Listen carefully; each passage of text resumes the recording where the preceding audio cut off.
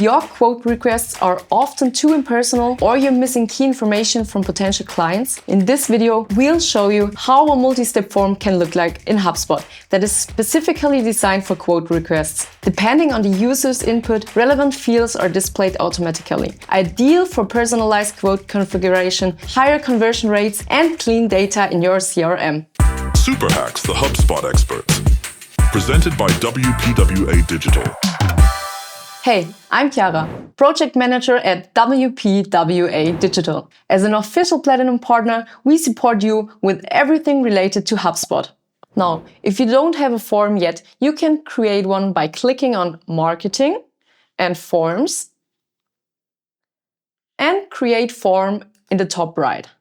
Now you click on Form Editor and Next.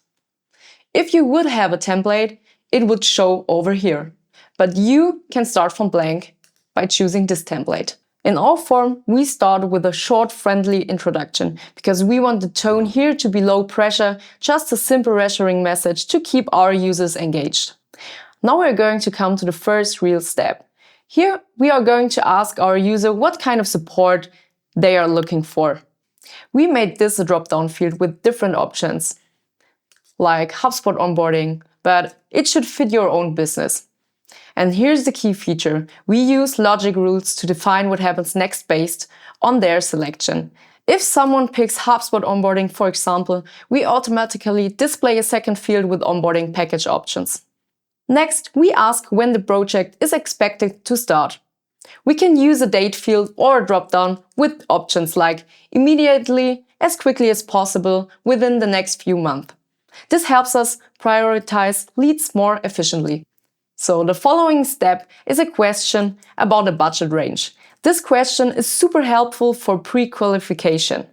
We offer choices like yes and show a number input or no, then you move on to the next. Now we're going to move on to the project details. Here we add an open text field to collect background information, something like tell us a bit more about your project. And now it's time to capture essential lead data. We include fields like first name, last name, email address, and company name. You can set the important ones as required. And the last step is very important, especially in the EU, because here we make sure to link to our own privacy policy. And once the form is submitted, we want to confirm it worked.